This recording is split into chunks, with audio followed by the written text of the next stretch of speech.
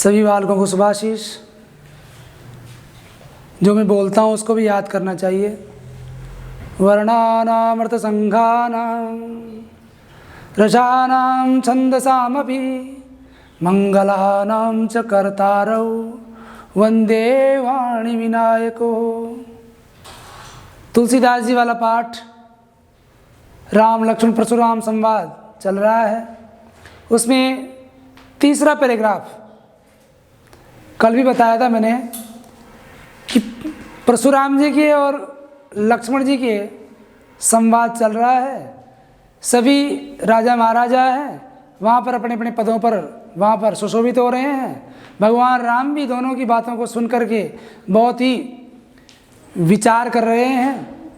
उसी प्रसंग में आगे है, तीसरा पैराग्राफ निकाल लीजिए। और तीसरे पैराग्राफ में लिखा हुआ है, बिहस लखुन बोले मृदुबानी अहो मुनि सुमहाबट मानी।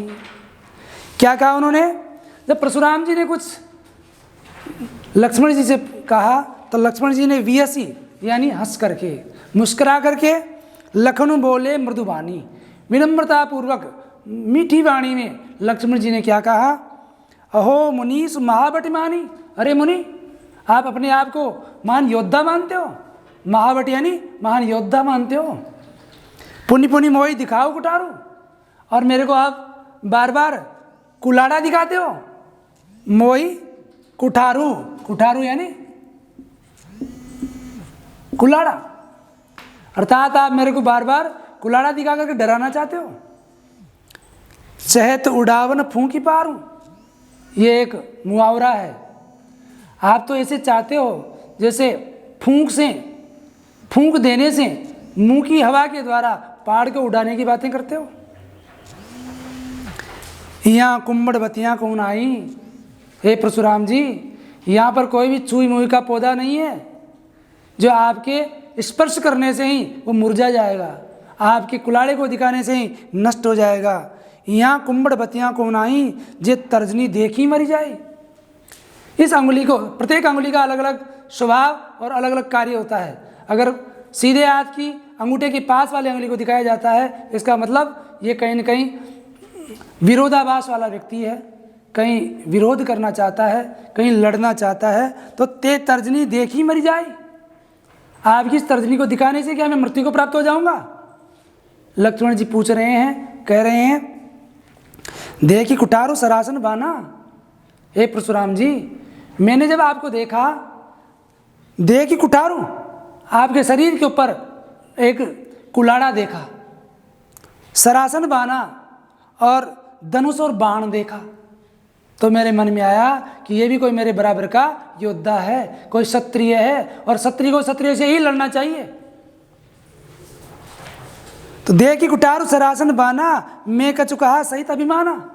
और मैंने इसीलिए आपसे ये संवाद किया कि शायद आप भी कोई क्षत्रिय हैं, आप भी कुलाड़ा रखते हैं, आप भी धनुष और बाण रखते हैं, मैं भी क्षत्रिय हूँ, मैं भी धनुष और बाण रखता हूँ। इसलिए मैंने अभिमानवश आपसे संवाद किया है, अभिमानवश मैंने आपसे बात करी है।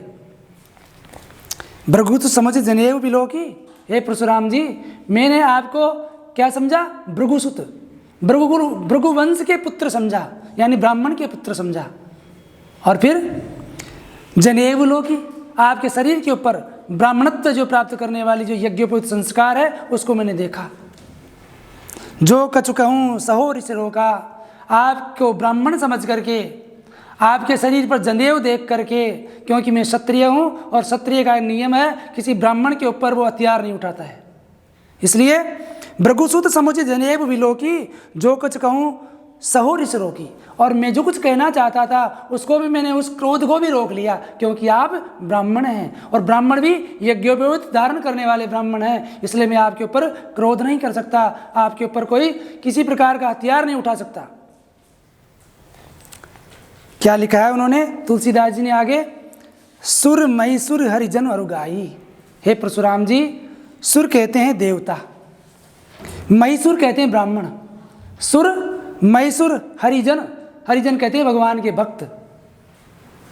देवता, ब्राह्मण और हरिजन यानी भक्त, अरुगाई और गाय। हमारे कुल इन पर न सुराही। हे परशुराम जी, हमारे कुल का एक नियम है, हमारे वंश का एक नियम है कि इन चारों के ऊपर हम कभी भी हमारा शक्ति का प्रदर्शन नहीं करते हैं। हम शक्ति को इनके ऊपर नहीं आजमाते हैं, शक्ति का परीक्षण इनके ऊपर नहीं करते हैं। किस किस के ऊपर? देवता के ऊपर, ब्राह्मण के ऊपर, भगवान के भक्त के ऊपर और गाय के ऊपर। रघुकुल रीत सदा चली आई, प्राण जाए पर वचन न जाई। अर्थात रघुकुल की यह रीति है कि इन चारों के ऊपर किसी प्रकार का हम प्रदर्शन नहीं करते हैं। सुराई यानी शौर्य का प्रदर्शन। बधे पाप, देखो क्या नियम है, तुलसीदास जी ने कितनी एक किस भावना को प्रदर्शित किया है। परशुराम जी को लक्ष्मण जी कह रहे हैं, निवेदन कर रहे हैं कि हे परशुराम जी, अगर मैं आपसे युद्ध करता हूं और युद्ध करते समय बधे पाप, अगर आप मारे जाते हैं, आपका वध हो जाता है, आप मेरे हाथ से मर जाते हैं, तो अपकीर्ति, मेरी अपकीर्ति होगी। क्यों होगी? क्योंकि एक ब्राह्मण को मार दिया, ब्रह्म हत्या का पाप लगेगा। और किसके ऊपर लगेगा? क्षत्रिय के ऊपर लगेगा, जो कभी ब्राह्मण का अपमान करता ही नहीं है। इसलिए मैं आपको मारना भी नहीं चाहता। बधे पाप अब कीर्ति हारे। अब कीर्ति, अगर मैं हार जाता हूं, अगर मैं आपको मार देता हूं तो ब्रह्म हत्या का पाप लगेगा। और आप अगर जीत जाते हैं, मैं हार जाता हूं, तो क्या होगा? मेरी अपकीर्ति होगी कि देखो एक क्षत्रिय ब्राह्मण से हार गया, एक क्षत्रिय ब्राह्मण से हार गया।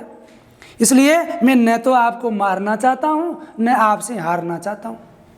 ये लक्ष्मण जी ने कहा। मारत हूं पाप पर ही तुम्हारे। इसलिए हे परशुराम जी, मैं आपसे निवेदन करता हूं कि आप के मैं पैरों में पड़ता हूं और आप मेरे को मार लीजिए या मेरे को डांट लीजिए। मारत हूं पाया नहीं पाऊं पर ये तुम्हारे, मैं तो आपके पैरों में गिरता हूं, आपके चरणों में गिरता हूं, आप मेरे को क्षमा कर दीजिए। कोटि कुलिस संवचन तुम्हारा, कोटि कुलिस संवचन तुम्हारा, व्यर्थ धरऊं धनु बाण कुटारा। कहने का मतलब है, कोटि यानी करोड़, कुलिस यानी कठोर, सम यानी समान, वचन यानी वचन तुम्हारा। हे परशुराम जी, आपके जो वचन हैं ये कठोर हैं और वज्र के समान कठोर हैं। व्यर्थ धरऊं धनु बाण कुटारा, और आपने जो धनुष और बाण जो अपने शरीर के ऊपर धारण किए हुए हैं, ये सब व्यर्थ हैं। अर्थात लक्ष्मण जी के और परशुराम जी के जो ये संवाद चल रहा है, इसमें कुछ नैतिकताएं हैं, कुछ वास्तविकताएं हैं। और परशुराम जी को भी अपना ज्ञान का भान है, लक्ष्मण जी भी अपनी गलती को स्वीकार करते हैं और अपने अपने वचनों का प्रदर्शित करते हैं। आगे वाली पंक्ति में लिखा है, जो विलोक अनुचित कहूँ क्षमो महामुनि धीर, सुनि सरोस भृगुवंश मणि बोले गिरा गंभीर। जो विलोकी, जो देखा है, अनुचित कहूँ, गलत कहा है, क्षमो महामुनि धीर, हे धैर्य को धारण करने वाले महामुनि, आप क्षमा कर दें। सुनि सरोष, क्रोध से युक्त परशुराम जी ने सुना। भृगुवंश मणि, भृगुवंश के एक ध्वज, भृगुकुल के एक मणि परशुराम जी बोले गिरा गंभीर, और अपनी वाणी को बहुत ही गंभीर करके उन्होंने कहा। इस पद्य को सप्रसंग व्याख्या में करना है, पढ़ना है, और रामचरितमानस की पंक्तियां जैसे मैं बोलता हूँ वैसे बोल करके रोजाना अभ्यास करना है। जिससे गाने की जगह रामचरितमानस की पंक्तियां शाम सुबह बोलेंगे तो अभी नवरात्रि भी चल रही है, अच्छा भी लगेगा और सुनने से ही अच्छा लगता है। स्वर्णम कीर्तनम, सभी बालकों को जो गृह कार्य दिया है वो करना है। धन्यवाद।